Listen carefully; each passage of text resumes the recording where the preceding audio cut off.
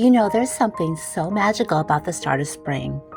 Maybe it's how the sun hangs out a little longer through the curtains, or the way the birds are already singing while you're sipping your morning coffee.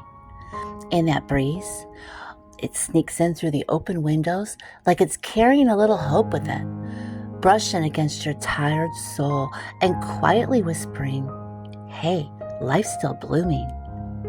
After a long gray winter here in Michigan where the cold feels like it's moved in for good, I definitely need that reminder. To me, spring feels like the earth is doing a little homemaking of its own, dusting things off, fluffing the trees, throwing up some blue skies and puffy clouds for good measure. Kind of makes me want to do the same.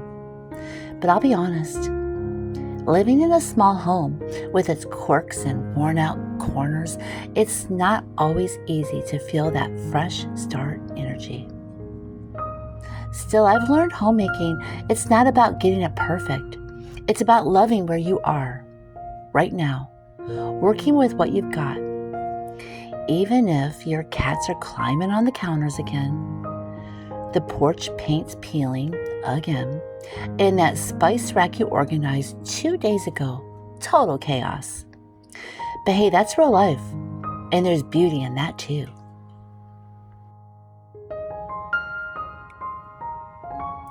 Some days homemaking feels like second nature.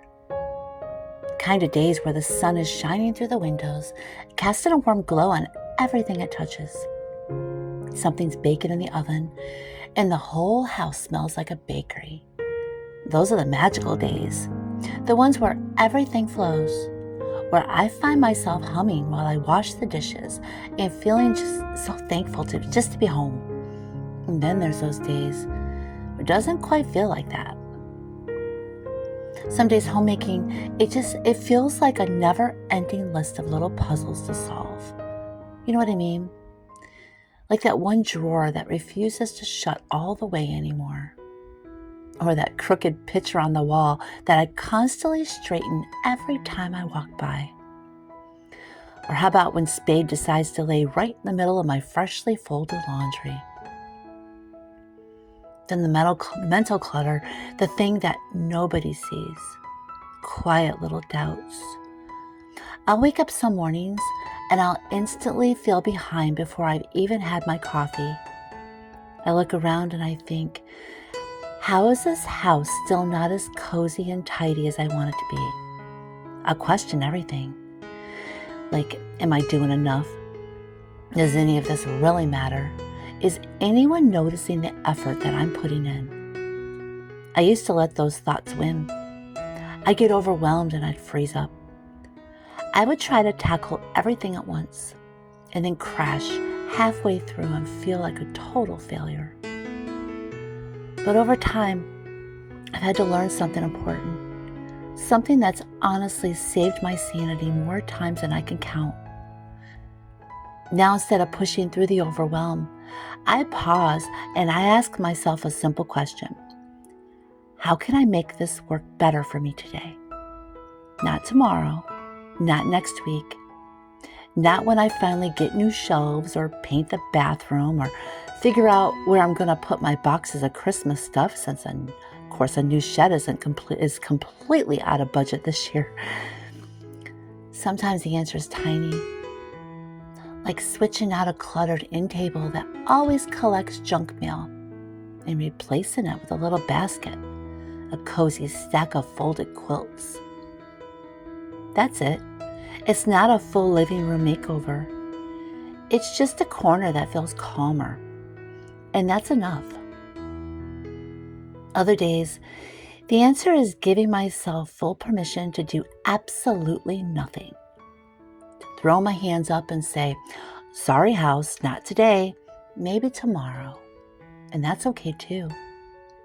Because the world doesn't end if the floors aren't mopped or the dishes drip dry overnight on the counter. I'm not less of a homemaker just because I need a breather. And there's the days that I completely surprise even myself. Like the time I painted the front porch in my pajamas at 3 a.m. No, I wasn't sleepwalking. I just couldn't sleep. I felt restless. I needed to do something productive that felt kind of silly and rebellious, so I grabbed a paintbrush and painted by moonlight. Honestly, it's one of my favorite memories. Not because the porch turned out perfect. It didn't. But because I decided to do what I needed in that moment. And I followed through. That's what homemaking has become for me. It's not about perfection. It's not about the spotless counters or having the prettiest seasonal decor. It's about being in tune with your home and your own needs. It's about adjusting as you go, giving yourself grace when things don't go as planned. And I've come to realize that homes are living, breathing places. They shift with the seasons, with the people in them, and with our moods. And honestly, that's kind of beautiful. Some days, your home reflects calm and comfort, and other days reflects the chaos in your brain.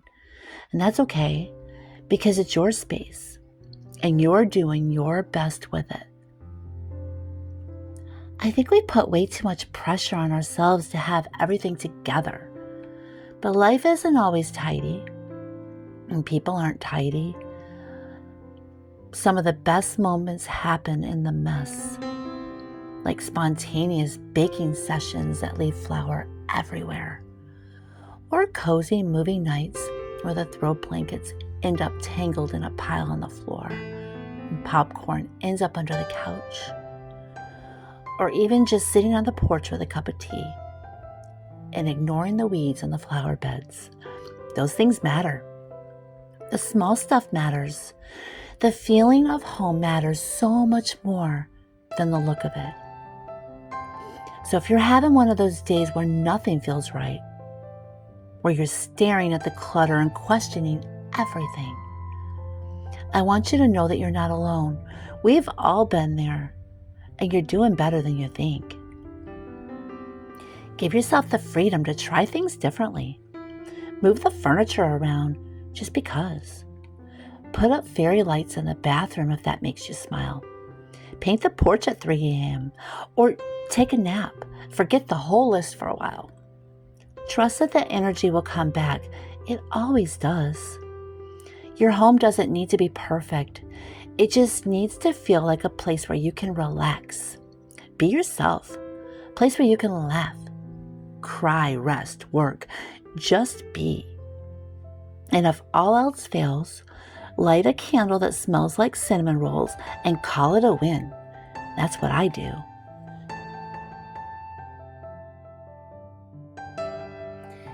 This spring, I want to invite you to fall in love with your home all over again. Not for how it looks after spending a whole day of cleaning. Not for how organized it may or may not be. But for the way it quietly holds your life. Your home is more than just a collection of walls and windows. It's where your stories unfold.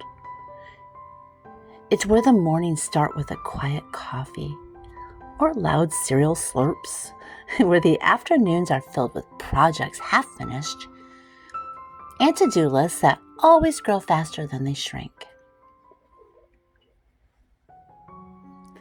It's where the evenings wind down with the soft click of the lamp and the comfort of worn-in blankets. So today, take a deep breath. Let go of the idea that your home has to be perfect. Let go of the pressure to keep up with picture-perfect houses that you scroll past online. Instead, tune into the little things that make your home yours. Fall in love with the creaky floors that tell you exactly where someone's walking. With the dusty shelves that remind you of your favorite books, long overdue for a reread. With the cozy corners you curl up in, the ones with chipped mugs and mismatched throw pillows, where you sit to sip your tea and take a moment for yourself. Fall in love with your routines and rituals, the quiet hum of laundry spinning in the background, the way the kitchen smells when something's baking, whether it's from scratch or straight out of the box, satisfaction of a freshly made bed or a candle flickering on a clean counter. These things, they might seem small, but they're sacred in their own way because they belong to you. Your homemaking journey, it doesn't need to be perfect. It just needs to feel real and good and yours. A little messy, a little slow, a little quirky at times, but full of intention, love, and care. Maybe your home isn't spotless right now. Maybe your sink is full of dishes, cat hair on the furniture. Maybe the floors squeak a little louder than you'd like, and the pantry shelves need replacing. But look around and realize that this little space, whether it's big or small, tidy or chaotic, it's yours, cat hair and all. And you're doing a beautiful job caring for it. You're not just keeping house. You're keeping warmth. You're keeping love. You're holding memories in every corner, wrapping your days in rituals that matter, even if no one else sees them. You're feeding your family, even if dinner looks more like grilled cheese and tomato soup than a gourmet spread. You're folding clothes, wiping counters, lighting candles to make things feel just a little more peaceful. You're catching the mail as it drops through the slot. You're opening windows to let in the fresh air. You're turning everyday moments into something sacred. And even on the hard days, the days when everything feels like a mess and nothing seems to go right, you're still showing up, still pouring love into your space, still trying. And that matters. You may not always see the fruits of your labor right away, but they're there. And the calm of your home brings at the end of a long day, and the way your family settles in with comfort. The way you smile to yourself when the sun hits your favorite chair just right. Some days, homemaking is joyful and easy, and other days feels like a series of little problems to solve. And drawers that won't close, shelves that lean, laundry that never ends. Then there's the mental puzzles, the ones that whisper, is this even enough? Am I doing okay? Let me tell you something, you are. You're more than okay. You're thoughtful. You're present. You're holding space for the people you love and for yourself. Even if your bread is a little burnt, or your cat is dragging socks around the house like it's a game, you're exactly where you're meant to be. Sometimes falling back in love with your home doesn't mean a renovation or a shopping spree. Sometimes it's just as simple as lighting a candle, fluffing a pillow, playing your favorite song while you sweep the floor. Sometimes it's rearranging a shelf so it sparks a little more joy, or just sitting still and letting things be. And sometimes it's doing absolutely nothing but soaking in the moment. And yes, sometimes it's painting the front porch at 3 a.m. in your pajamas because that's the only quiet moment you can find. And that's okay too. These are the stories that make your house a home. So this spring, let yourself slow down. Notice the beauty in the ordinary, the smell of fresh laundry, the sound of birds outside your window, the way light dances across your kitchen table in the early afternoon. Let yourself be proud of what you're building, one small loving act at a time. It doesn't have to be perfect to be beautiful. You do not have to have it all together to be doing something worthwhile. And you don't have to change your whole home to fall in love with it again. You just have to see it for what it is, a space that holds your days, your stories, your favorite mugs, your wild cats, your laughter, your tears, a space that sees you at your best and your worst, and still waits patiently for you to come home. And so today, maybe take a moment and look around. Light a candle, fluff a cushion, smile at the familiar quirks of your space. Maybe even whisper to yourself, "This is enough. I am enough." Because you are. You really are. And this spring, let that be the soft, gentle truth that carries you forward.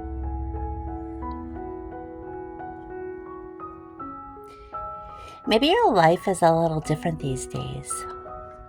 Maybe you're taking care of a sick child, soothing their fever in the middle of the night, holding them close when they cry, and praying for their healing.